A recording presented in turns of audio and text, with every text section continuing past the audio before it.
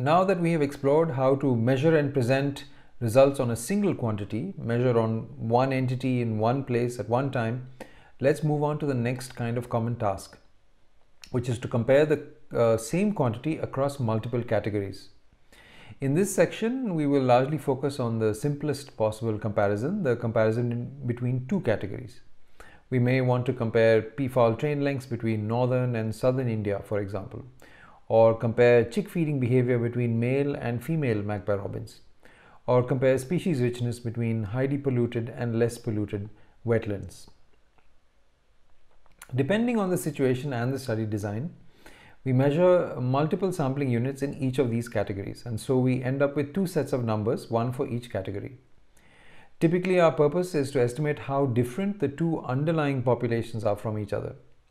Our best guess or estimate of this is the difference in the sample means, but we need to pay careful attention to the study design. We might have a study design that is matched or paired, such that we measured, for example, the chick feeding rates of both individuals of a pair, male and female. Or we found pairs of wetlands near each other, one highly polluted and other not, and then the resultant data are also paired. In this case, the quantity of interest is the mean difference within each pair. And so we first take the difference within a pair and then we average across pairs. The unpaired study design is perhaps a more common situation to be in. You run 40 transects in coffee plantations and 30 other transects in intact forest. And your purpose is to ask what is the difference in species richness between these two habitats. Or you follow 50 red-vented bulbuls and note how they spend their time over 10 minutes, and do the same for 80 red-whiskered bulbuls. Your purpose being to ask what extent the two species differ in the time they spend in, let's say, aggressive behavior. Now, unlike the situation in paired data, here there's no requirement that the sample sizes be the same, as there's no one-to-one relationship between any of the data in the first group and the data in the second group. Therefore, unlike the paired situation, we can't take differences within pairs and then average across pairs. Rather, we average across all data within each group and then examine the differences in the means of the two groups. Our goal is to calculate as best we can the true population difference in the means of the groups as estimated by the differences in the means of the samples we have collected from both these groups. So now we have our estimate of the population difference. How precise is this estimate? Answering this is pretty straightforward when your data are paired, because you're dealing with just a single set of numbers, the differences within each pair. And so you can treat those numbers just as you did when you were estimating a single quantity, and you can go ahead and calculate the precision of your estimate in the way we've discussed earlier. You can do the usual thing, find the confidence interval by bootstrapping the original sample, drawing many samples with the replacement and again, looking at the distribution of bootstrap means, and finding the appropriate quantiles, say, for a 95% confidence interval. Or we can take our familiar shortcut, calculating the standard error of our estimate and finding the 95% confidence interval by using the multiplier 1.96 plus minus the mean. When the data are unpaired, things are a little different. Our measure of difference is the difference in the means of the two groups. We imagine this is one of many possible such differences that we could potentially have got. Using Bootstrap, in each step you would resample A and separately resample B, calculate the means of each, subtract one mean from the other, and store the difference of means. You would do this many times, perhaps 1,000 times or 10,000 times, and then examine the distribution of the differences in the means. That was Bootstrap. We may instead want to use the properties of the normal distribution to find the confidence interval. We would then need to calculate the standard deviation of the distribution of possible differences. In other words, we need to know the standard error of the differences. The complication here is that the standard error cannot just be the standard deviation by the square root of the sample size, because there are two groups of data, each with their own standard deviation and their own sample size. So instead we need to calculate a combined or a pooled standard error. Now, the details of how to calculate a pooled standard error are rather complicated and depend on whether the population variances of group A and group B can be assumed to be identical or not.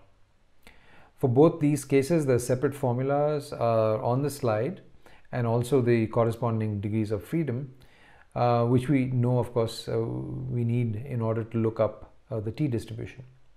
You can pause the video and examine the formulas, but the main message I want to convey is that, as before, we want to ask about the distribution of possible sample means, or in this case, difference in means, and to find out what the 95% confidence interval is by identifying the central 95% of that distribution through taking the standard error and multiplying it with the appropriate number.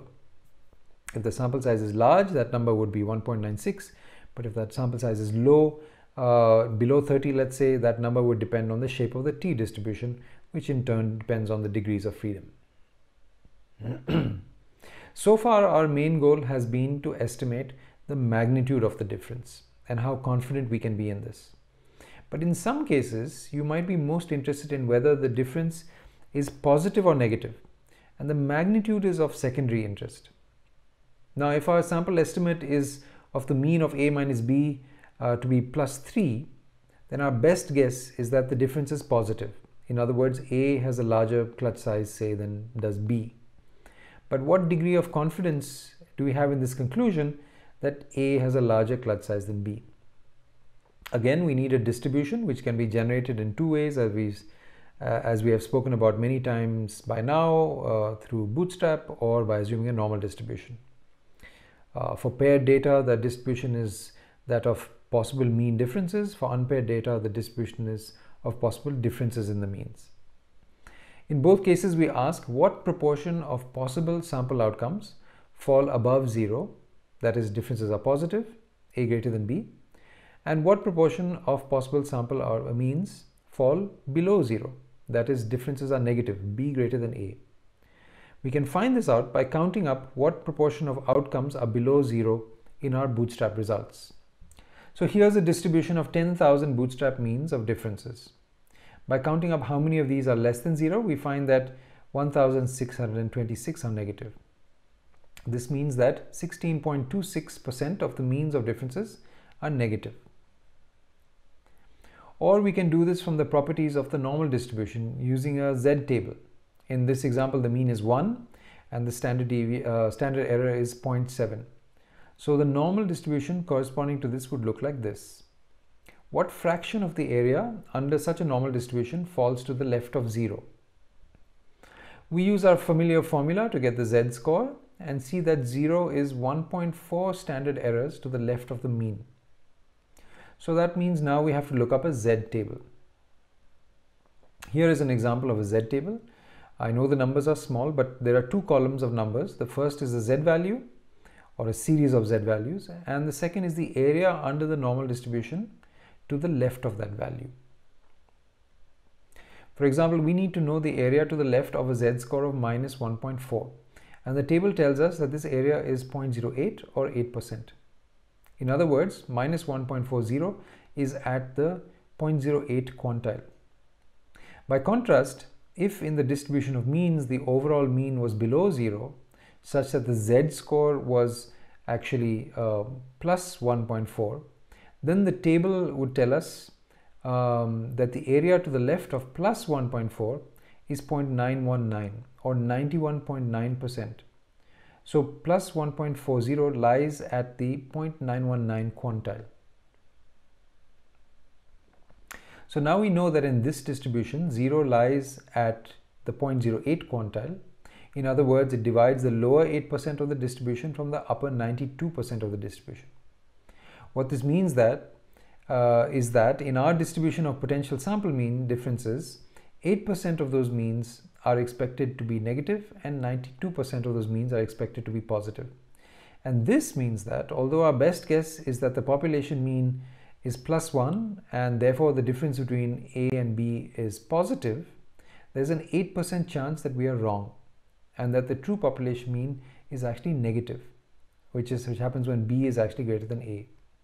So if we conclude that the difference between A and B is positive, that is the population difference between A and B is positive, we estimate that the chance that this is a wrong conclusion is 8%. If that happens, then the error that we would be making is an error in sign, where the sign of the difference is actually negative rather than positive. This is known as an error of type S, where S stands for sign. In this case, the probability of committing type S error is 8%. Because the probability of type S error is small in this example, we perhaps are pretty confident in our conclusion that the A is greater than B and the difference between A and B is positive. Now, please note a potential confusion. Type S error is an error in the same way as we mean it in everyday language. It denotes a mistake in our conclusion. This is different from the word error in standard error, which denotes variation or precision rather than mistake. I'm sorry that the words are being used with different meanings. If it were up to me, I would rename standard error to avoid this confusion, but we have to get used to the same words being used in different meanings. So that was one example. In another example, say the mean difference is 2 and the standard error is 2.5, and hence the sample mean is 0.8 standard errors above 0. What is the area to the left of 0 in this case? Looking up a Z table again, we find that a Z score of minus 0.8 corresponds to the 0.21 quantile. So the area to the left of minus 0.8 is 21% of the total. And therefore, if we conclude that the mean difference is positive, we run the risk of committing an error of type S with a probability of 0.21. And because that probability is very large, we can't be very confident in our conclusion. We can go one step beyond and ask what is the relative probability that the true population difference is positive versus negative. We can do this by calculating what's known as the odds. The odds is the ratio between the two probabilities involved. For example 1, the area under the curve above 0 was 92% and the area below 0 was 8%. So the corresponding probabilities are 0.92 and 0.08. The ratio between these two is called the odds, and in this case it is 11.5. And we can interpret this to mean that given the data we have, the true population difference between A and B is 11.5 times as likely to be positive as it is to be negative. So there's a lot of evidence towards it being positive, that is towards the population difference being positive. For example 2, we get an odds of 3.7, which means that our evidence is only enough to say that the true population difference between A and B is a little over 3 times as likely to be positive than it is to be negative. So when evaluating whether a difference in means is positive or negative, it's useful to routinely calculate the probability of type S error and also the odds between positive and negative and make your conclusion based on this. By the way, this can also be used when you're estimating a single quantity and want to compare that against some threshold, which we'll see just now. For example, say you want to find out whether the average number of eggs that pairs of Great Indian bustards hatch is greater or less than the number of hatchlings needed to maintain the population at steady state. Now, I don't actually know what that number is, but suppose you know that given the mortality rate of bustards, for the population to be stable, each pair must hatch 1.9 eggs per year. This would exactly balance birth and death, let's say. So you go to Rajasthan, you study bustard breeding and find that the average number of hatchlings in your sample of bustard pairs is 3, with a standard error of 1.2. Now remember that if the true population average is above 1.9 hatchlings per pair, the population will increase. But if it's below 1.9, the population will decrease. What can we conclude about what will happen to the population? Our best guess is that the population will increase because 3 is greater than 1.9. But we also know that there is such a thing as type S error.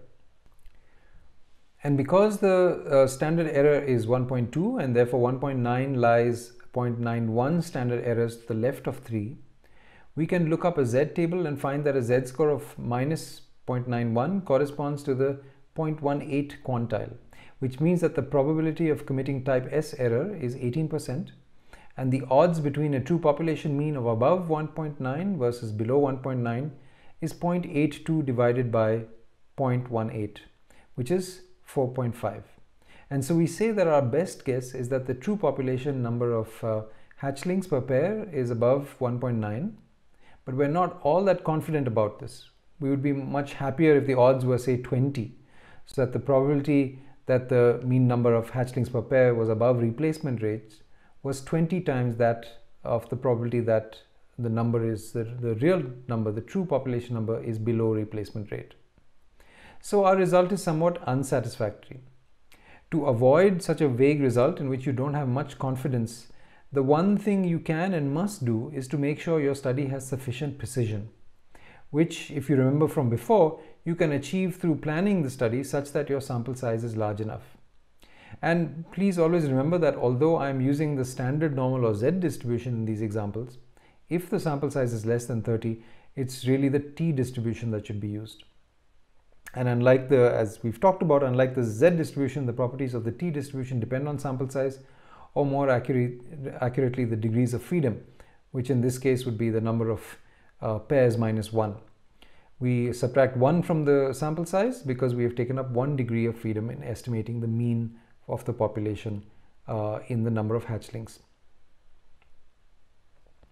Let's now move on to our final task, which is to assess the association between two numeric variables. We can do this if each entity that we sample has at least 2 variables measured. For example, we may have a number of plots within which we have measured canopy cover as well as number of bird species. Or we may have a number of individual birds, say magpie robins, for which we have measured both body size as well as territory size. We want to know whether there is an association between canopy cover and number of bird species, or between body size and territory size. In each case, what relationship exists between the 2 variables. We usually shouldn't, and in fact cannot, infer anything about cause and effect without a lot of further work. So when I say association or relationship or correlation, it's just describing the pattern and not implying anything about cause. Now, visualizing these relationships is straightforward. We can draw scatter plots by spreading out one variable on the x-axis and the other on the y-axis, and putting a circle or cross or other symbol representing each sampling unit in our data. And just like in the earlier part of this video, we'd like to summarize this visual pattern in some way. For single variables, for example, we were interested in central tendency, and we could use the mean or median. But for relationships between 2 variables, we are interested in a measure of association. And the simplest measure of association is called the correlation coefficient. So we first identify the means of x and y, indicated here by the vertical and horizontal lines. Then for each point on the graph, we take the deviation from the mean and then multiply the deviation in x with the deviation in y, and sum up all of these. You may see that if there is no relationship between x and y, then positive deviations in x will be associated sometimes with positive deviations in y and sometimes with negative deviations in y. And the overall sum will therefore be near 0. By contrast, if there is an increasing relationship between y and x, as shown here, then positive deviations in x will be associated with positive deviations in y, and negative deviations in x will be associated with negative deviations in y. In both cases, because we are multiplying them, we will get large positive numbers. On the other hand, we don't have many examples of the converse situation, where positive deviations in x are associated with negative deviations in y and vice versa. So the overall sum of all these products will be a positive number. And if there's a decreasing relationship between y and x, then positive deviations in one variable will tend to be associated with negative deviations in the other, and the overall sum will be negative. We also need to divide by the degrees of freedom so that we get the average of these joint deviations, and we also divide by the product of the standard deviations of x and y in order to scale the correlation coefficient within specific bounds.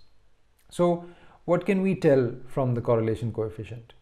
We can say something about the direction of the association, whether it's positive, negative, or no association. And we can say something about the strength of the association, whether it's a tight association or loose.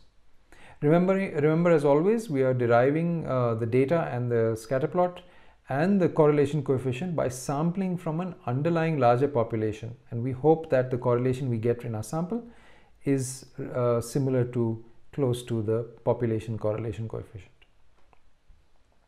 So we denote the sample correlation coefficient by a Latin letter, in this case R, and the true population correlation coefficient by the Greek letter rho, which I've not shown here. Now, the correlation coefficient is fine for an initial look. It varies between -1 and +1.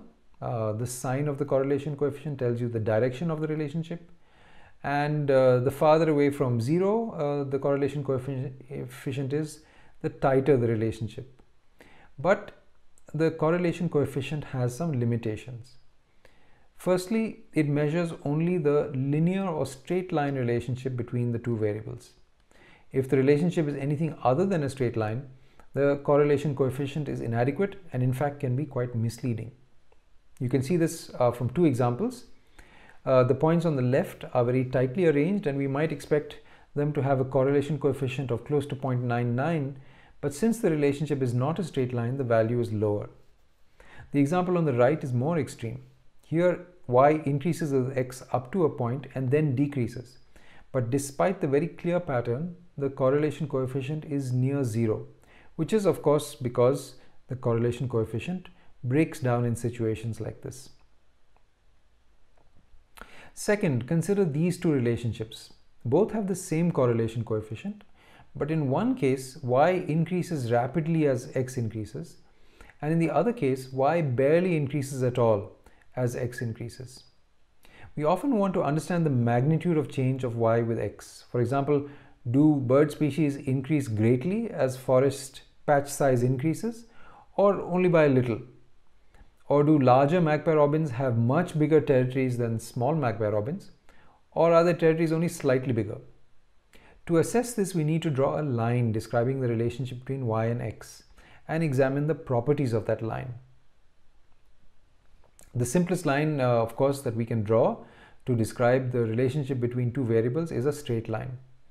I've said earlier that it may not in fact be a straight line at all in real life, in the data that we have, but let's start with the simplest possible situation. You may have learnt in mathematics that the equation of a line is y is equal to mx plus c, where y and x are the two variables, m is the slope and c is the intercept. In statistics, we use a slightly different formulation, placing the intercept before the slope and renaming. So we say y is equal to a plus bx. Here a is the intercept and b is the slope. Now, as you know, the intercept is the value of y when x is 0. You can substitute 0 for x in the equation and see that this is true. And b is the slope, which is the rate at which y increases for a unit increase in x. Let's see if this is correct. We set a is equal to 0.5 and b is equal to 2. For x is 1, y is then 2.5. And if we increase x by 1 unit from 1 to 2, y then becomes 4.5, which is 2 units more than earlier, and that is the slope. So it works. Of course, neither a nor b is restricted to be a positive number. If a is negative, it means that when y is 0, y is negative. And if b is negative, it means that as x increases, y decreases. And as before, please don't let this kind of language lead you to believe we are only talking about causal relationships between x and y. For these purposes here, we are agnostic about cause and effect. We don't require that. We're only looking at the association. So now that we are familiar with the equation of a straight line, the question is, what equation best describes the relationship between y and x? There are an infinite number of lines that can be drawn. Which one should we choose? The answer is that we need to define some criterion, evaluate all possible lines according to this criterion, and then choose the one that fits best. So what criterion should we follow? Now, I'm sure you can think of multiple possible criteria that could be used, but for now, let's imagine that our main purpose is to predict y values from x. In other words, we want to draw a line such that if we know say the body size of a magpie robin, we're able to come up with the best prediction for the size of its territory. And that prediction is the point on the line corresponding to that particular x value. We won't be able to predict perfectly, of course, because the actual y will usually be some distance from the predicted y, perhaps larger, perhaps smaller than predicted. We can call this the deviation or error in the prediction. If the observed y is greater than predicted, we get a positive deviation or error. If it's less than predicted, we get a negative deviation or error. Now, whenever we predict, we want to do that with the greatest overall accuracy. So one possible criterion we can think of is to find the line that minimizes the sum of all deviations or error. This makes sense, but we run up against a familiar problem, which is that the sum of the positive deviations might balance out the sum of the negative deviations, and this won't do. So we apply a familiar solution to this problem, which is to square all the deviations so that all become positive and their sum will always be 0 or greater. Now our task is to find the line that minimizes the sum of squared deviations, also called SSD, or the sum of squared errors, which we can call SSE, but both mean the same thing. Now you can try out various combinations of intercept and slope, say 1,000,000 combinations, and for each of them calculate the SSE and then find that intercept and slope which results in the smallest SSE. This is called a brute force approach, and as you can imagine, it requires considerable computational power. Luckily, for a simple problem such as finding the equation of a line that minimizes SSE, there is an analytical solution, meaning we can directly calculate the answer rather than having to explore lots of possibilities using a computer. I won't show you how to calculate the solution because you can easily look it up, but the point is that what we have now is called the regression line, which is the line that minimizes the sum of squared error and therefore is also called the least squares line. More generally, the procedure we have just followed is called regression, a term that you may have heard before. And so from now on, we'll call this assessment of the association between two variables x and y as regression analysis. Let's remind ourselves of some notation and also bring up some terminology so that we can use it later. Although we don't assume cause and effect, typically we put a possible causal variable on the x-axis and the outcome variable on the y-axis. Other terms used are independent or predictor variable for the x variable and dependent or response variable for the y variable. Some of these words have a very causal connotation, but again, resist falling into that trap. The main thing is that we are trying to predict y from x, whether or not the relationship between them is causal. Now we can write an equation relating y to x. We use y hat to denote predicted values of y. Y hat is described by the equation of a line and is equal to a plus bx, where a and b, that is the intercept and slope, are estimated through the regression analysis. But of course, the individual y values deviate to some degree from the predicted line, so we can say that the individual y values are the predicted values plus some error. And of course, because the individual values, the predictions and the errors are different for each value of x, we can make this explicit by putting the subscript I for y, y hat, x and e. The intercept and slope are not subscripted because they apply to the entire relationship. In other words, if y and x are variables, a and b are called constants.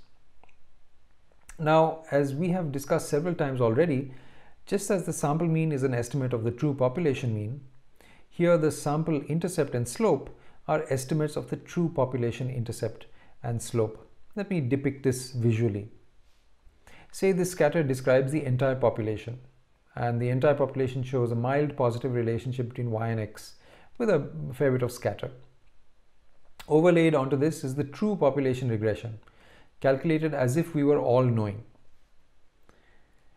But of course, we are not all knowing. So from this population, we sample 30 entities at random and add do the regression analysis and find the regression line now in blue. Notice that the intercept and slope of the sample regression are not the same as that of the population regression. If we sampled a different 30 entities from the population at random, then we'd get another pair of values for intercept and slope, again different from the population regression. And so it is with another sample of 30. So this all is just to reiterate that the sample estimates may be our best guess for the population parameters, but they could be a close guess or they could be a poor guess. And this depends on the precision of our study, which in turn depends on the variability in the population and our sample size. To illustrate this, above we have a population relationship with high variability. We can also call it high scatter. And below is an example of low variability or low scatter. You can imagine that in the first case, each set of samples can result in quite different regression lines, shown in blue. But in the second case, the regression lines for different sets of samples are unlikely to be all that different from each other. So just as before, we want to understand the precision of our estimates, and in particular we typically focus on the precision of the slope, because that is the quantity of interest in most cases, whereas the intercept is rarely of much significance in our analysis. Now, just as before, we want something like a 95% confidence interval for the sample slope, such that we have an idea about the range within which the true population slope is likely to be. Again, just as earlier, we have two broad ways of arriving at such a confidence interval. We can make minimal assumptions and use a bootstrap method. In this case, we can resample the entities we have measured with replacement, each time generating a data set of the same sample size as the original. And each time we calculate and store the intercept and slope of the regression line. We then find the 2.5th percentile and 97.5th percentile, and that interval is our 95% confidence interval because it contains 95% of the possible sample slopes. Or we can use the other method, which assumes that the sample slopes follow a normal distribution or a t-distribution, of course, at low sample sizes. Then, as before, we need to find the standard error of the slope and multiply the standard error with some number, which is 1.96 when the sample size is greater than 30, and we can assume that distribution of sample size slopes is normal, or that multiplier is something else, not 1.96, if the sample size is less than 30, and we need to use the t-distribution instead. Now, the standard error of a regression slope isn't quite as easy to calculate as the standard error of the mean of a single variable, and so I won't show it here. Suffice it to say for now that the software you use will give you the slope of the regression line as well as its standard error. Once you have that, we find the appropriate number to multiply with the slope to give the 95% confidence interval around the slope. And just remember, if you use the t-distribution, you have to calculate the degrees of freedom as sample size minus 2, because you have lost 1 degree of freedom in estimating the intercept and a second degree of freedom in estimating the slope. So now you have the confidence interval, and you can also go ahead and find out the probability of type S error. That is the probability that the true slope is in fact of the opposite sign than your best guess.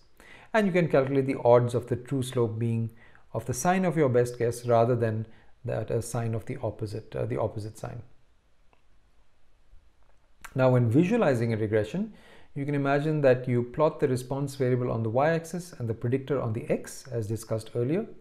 This is called a scatter plot. On top of the scatter plot, you would overlay the regression line. And then, in order to depict the uncertainty in the regression line, it's common to show the 95% confidence interval in the intercept and slope, which appears as in the dark gray region over here. This gives a visual idea of the range of possibilities for what the true population regression might look like. So always be sure to plot the confidence interval and not only the regression line. Now, one additional measure that you will often see accompanying regression results is something called R-square. It's important that you know what it is, so let's find out. The variability in y, the quantity that we're trying to predict, can be described by different quantities of what are called sums of squares. Before you carry out any regression analysis, your best guess for the y value of any particular entity is simply the mean of y. So the sum of the squared deviations of all the y's from their mean is called the total sum of squares. Now, once we have carried out the regression, our best guess for the y value of a particular entity is the predicted y from the regression line. By how much do these predicted values differ from the mean? If we sum the squared difference between the predicted values and the mean of y, we call that the regression or explained sum of squares. Finally, even after carrying out the regression, the predictions are not perfect, and the individual y values deviate from the predictions to some degree. The deviations from predicted are also called residuals or errors, and the sum of the squared residuals is called the residual sum of squares or the error sum of squares. Now the interesting thing is that the total sum of squares is equal to the regression sum of squares plus the error sum of squares. From this it follows that the larger the regression sum of squares, the smaller the error sum of squares. And if the error sum of squares is small, it means that the points are close to the regression line. In this situation, the predictions are more accurate and the line fits the data better. So if we were able to calculate the fraction residual sum of squares divided by total sum of squares, then the higher that number, the better the fit of the regression line. In practice, this is most easily calculated using the error sum of squares. So if you divide the entire equation by the total sum of squares on both sides and rearrange the terms, you'll see that the quantity we want is equal to 1 minus the error sum of squares divided by the total sum of squares. This quantity is called the coefficient of determination, or R square. R square can range only from 0 to 1. Now, if there were absolutely no relationship between y and x, then the slope of the regression line would be 0 and the intercept would be the mean of y. So the regression sum of squares would be 0 and the error sum of squares would be the same as the total sum of squares, making the R square 0. At the other extreme, if all values of y fall exactly on the regression line, then the error sum of squares would be 0 and the R square would be 1. So this property means that the R square can be interpreted as the proportion of variation in as the proportion of variation in y explained by x. Recall that the slope doesn't tell you this. You can have two data sets with the same slope but with different scatter. So the slope and the R square together tell you about both the average rate of change of y with x as well as the proportion of variation in y explained by x. And as a small aside, it turns out that the R square is actually just the square of our old friend, the correlation coefficient. So everything is related to one another. It's now time to examine some of the key assumptions of regression analysis. The first and most important assumption is that of validity, that what you are measuring is meaningful to your research question. If you are interested in body size, is the best measure wing length or leg length or body mass or some combination of the three? Does the total number of species really measure the aspect that you are interested in, which is conservation value of a patch of habitat? If your measurement does not correspond relatively closely to what you care about in your research, then no amount of fancy statistics can help. For further assumptions of regression, we need to look at the regression equation and divide it into two parts. What is called the deterministic or fixed part of the equation and what is called the stochastic or random part of the equation. The deterministic part specifies how exactly we expect y to be related to x, and the stochastic part tells us about the error or deviations or residuals, all these three referring to the same thing. So the next most important assumption is about the deterministic part of the equation. The assumption is that y is indeed related to x in the manner specified. In a simple regression, the relationship is a straight line, so the assumption is that y is linearly related to x. This may seem reasonable to you, but consider that many variables of interest cannot go below 0, including number of species, population size, time spent on a particular activity, and so on. On the other side, some measures can't go above 1 or 100, like probabilities or percent of area under forest or proportion of time spent foraging. And in other cases, we may expect a curved or a saturating relationship, like between the area of a forest and the number of species it hosts. This is likely to grow to a point and then stop.